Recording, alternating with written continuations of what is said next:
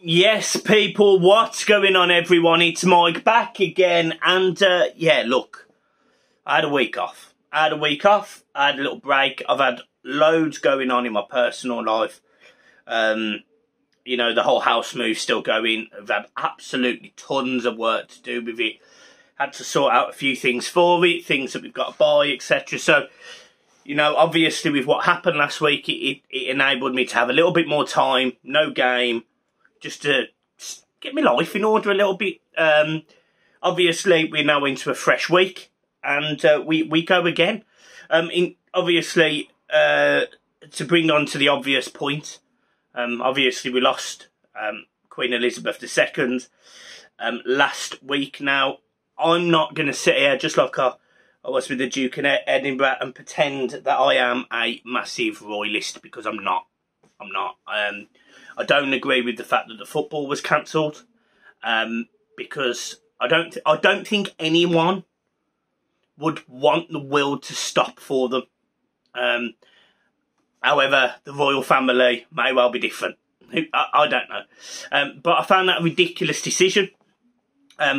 Obviously, from a family perspective, it's never nice to lose anyone. But that could be, you know, my nan. It could be your nan. It could be, you know, anyone's nan. So in terms of the family element, of course, obviously you feel sorry for the family. But in terms of the whole Queen thing, yeah, I'm not religious enough to be hugely focused on it. I just wish the family the best, as I would do with any other family having lost someone. I don't agree with the amount of money that is spent on these exhibitions of I don't know what it is, patriotism now. I don't know. You know, I think there's a lot more money that can be spent when, you know, people are pulling around in a gold carriage, for example, that costs like, I don't know, 200 million quid or something, and there's people that are going hungry. I don't agree with it. I don't agree with the correlation. So, all the best to the family, but the world should be stopping for it. Right, let's get into the football. Everton's game against West Ham United this weekend has been slightly rescheduled. It's gone from 2 to 2:15 on Sunday. Fine. It's a game that Everton, I'm not going to say they need to win, but I actually expect us to win. And obviously you'll get the match preview in the week. But it's looking, you know, we come off the back of a decent result against Liverpool, a game that Everton could have won. Yes, Liverpool had chances. They hit the post, hit the crossbar, you know, Jordan Pickford was man of the match. They had chances, but so did Everton. Everton had the ball in the net. There was more than one opportunity for Neil Maupay, whether he scored or passed the ball.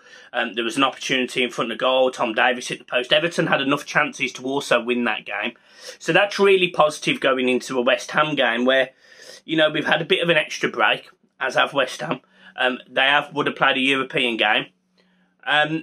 So I think we could be fresher. It'll be interesting to see if Calvert-Lewin, where he is in the stages of his recovery. You know, we heard a couple of weeks ago that he was back in training in some capacity. Is this game too soon? Who knows?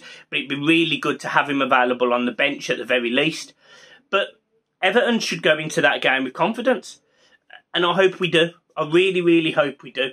In terms of like general news, there really isn't that much. There really isn't that much going on around Everton. There's been links, there's been, you know, prior articles, there's been, you know, there was a really good piece actually that I read, and it was a YouTube video I found regarding the King being at Goodison Park in I think it was the 40s, but it was a really good, you know, just a piece of historic whatever. So it was interesting in terms of how other players are getting on. Obviously, Dele Alli's been whipping it up in Turkey. So it's a bit funny how he's left Everton and he's over there and he's doing all right. It's really, I think, you know, whether it's the English media that put pressure on him and as a result fans or whatever, it's really odd. But yeah, I don't quite get that. But the biggest, most important thing for me this week has been what's been abundantly obvious is the progression of the stadium. You know, obviously we've all been keeping an eye on it. We've all been watching the videos, and the videos have been great actually, from whether it be Everton or whether it be other content creators who have done a fantastic job with drones and, you know, walking around the stadium, etc. But the stadium's really coming up quickly, and it's looking menacing, it's looking good, it's looking aggressive. You can see where the stairs are, you can see where the seating's going. It is rising from fundamentally the water. That, you know, that's where it was. This was 2 years ago, water. and all of a sudden we've got land, we've got a stadium. The pictures that Peel have released recently of the area looks absolutely sensational, and it's going to be a real pride and joy for Everton. It's going to actually put Everton on the map. And recently, you know, Forbes have done their financial times and what they base the football clubs on, and Everton, I seem to think Everton, where were Everton? I seem to think we were 18th, which is pretty common for Everton. We were valued at 750 million. Obviously the top 6 were the only 6 teams that beat Everton, and you know, when you look at the scale of Everton and the size and the stature and the history, Everton are a massive club, and there's no getting around that. No fan of any other football team can tell me different. We've fallen on very weird times, and now those weird times have actually gone over now for the last 30 odd years, but we are still a massive club. And when I see these things that Everton are in the, you know, the top 20 teams in the world in terms of value, etc., it's really positive.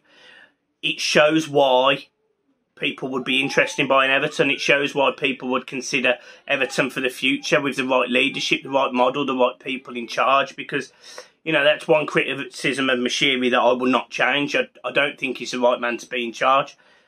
He can do whatever he likes at this point, but I've seen for the last 6 years that he's not the right man to be in charge. Now, I always blame the person at the top, because fundamentally it's the captain that goes down with the ship, and unfortunately in that sense he almost didn't. You know, these owners, they have this opportunity to just sell the club. So this window's been really big for him. He said judge me at the end of the window, and I haven't necessarily massively passed judgment, because it's a cop-out. It's an absolute cop-out. You know, there's been loads of times over the last 6 years where people have said, oh, Everton have won the transfer window, or they've had a great window. You would argue that Everton have had a good window this season. I still think we lack an attacker, and I still think we lack another goal scorer, an actual striker who will get you 15 goals, 20 goals a season.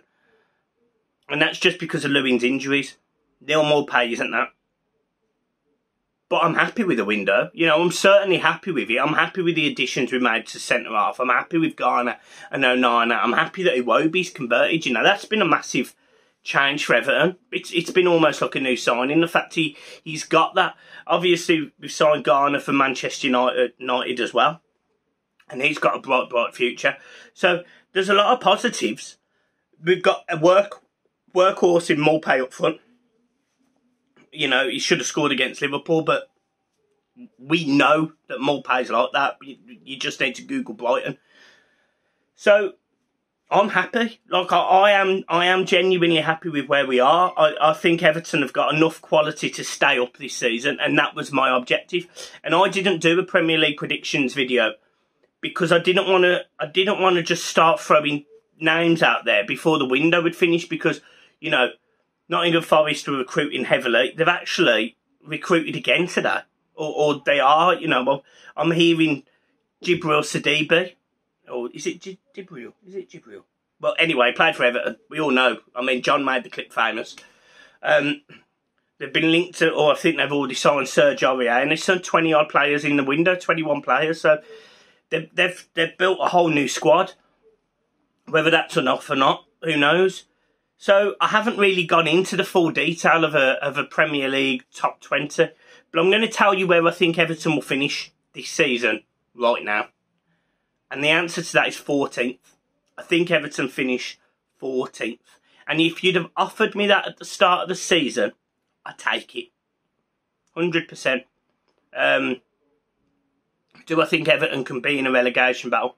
Yeah. If they don't score enough goals, yeah. But defensively, we look so much better than a lot of other teams in this division. And if you can draw 38 games in a season, 38 points keep you up. I mean, we proved it last season. Didn't we get 38 last season? So we will get some wins. I'm hoping that we win the weekend and we get that sort of duck off our back, and we're able to say that, you know, we've gone forward and we've took that step, and, you know, you make that step up the league, because there will be difficult weeks. But, you know, maybe not playing Arsenal this week, maybe that's been a bit of a blessing. Maybe that's a positive. Maybe, you know, the fact that, you know, we had a really tough game against Liverpool, to follow it with a really tough game against Arsenal, maybe that would have been a difficult ask. Whereas we now go into a run of games that you may get results from, we may well get results from. So let's go and beat West Ham the weekend, and let's stay positive, because I'm really positive about where Everton are. I'm positive about the future, and I'm positive about the stadium, and I'm positive about this team. I'm positive about Frank Lampard, and I feel like whoever has been in charge of that, whether that is Kevin Thirlwell, Frank Lampard, you know, even if it's the board, they've done well in getting that right, because they needed to. Because last season at times we were a sinking ship. We were not in a good place at all, and this time round I'm just starting to feel a bit more positive, and maybe this is the start of the beginning again. You know, the start of the second beginning. You know, maybe we have a good season this season, good season next season, go into the new stadium, and, you know, maybe we're back to challenging the top 8, top 6, and that's what we all want. So when we're in the new stadium, we look attractive. Maybe we can go and get that additional investment. Maybe we can make that extra push into, you know, the big time, the Champions League. That's 4, 5, 6 seasons away. But if you do it strategically and properly, teams like Spurs have proven it can be done. You know, Spurs, 4 or 5 years before they got in the Champions League and they had Harry Redknapp and Gareth Bale and that, they were an average football team. They were an average football team. They come good. You know, I remember when they almost went down under, was it David, what was his name? Dave Pleat. Is it David Pleat? The older gentleman. They finished 17th. You know, this Spurs are there to be challenged in that top 6. Yes, they've got a good team, they've got a good manager, but they tend to have this tendency to implode when they're on a good side. You know, they got to the Champions League final, they finish runners up, they have this moment where they just go off the wall, and then it takes them again. You know, if Everton are in a position to capitalise on that in a few years' time, 4 or 5 years, and that's a positive. There will be other teams as well. West Ham will be up there. Newcastle will be up there. Aston Villa might be up there. There's a lot of teams now that can all challenge, and all of a sudden it's not going to look like a top 10. It'll be a Farmers League with Manchester City sitting at the top, and then it'll be 9 teams below them challenging for 3 European Champions League spots and 2 Europa League and 1 Europa League conference. But we've just got to go. We've just got to go the right direction. We've got to take the right steps. We've got to bring in the right players. I think at the minute, Frank has done a 7.5 out of 10 job. I question his subs, but I think on the whole he's got the fans back on side, and there is fans that don't like him. I understand that, but that's just opinions. You know, I'll give my opinion on the royal family at the start of the video. That doesn't mean I'm right. It doesn't mean I'm wrong. You know, some people could argue that they're bringing millions of pounds in tourism. Fair enough. You will have an argument. You absolutely will. So, I don't know. For me, I really think that we just need to keep going, keep positive, get into this stadium, and that's really exciting. It's really, really exciting future for Everton Football Club, and I'm strapped in and ready to go, baby. Strapped in. Guys, it's a pleasure as always. I'll see you soon.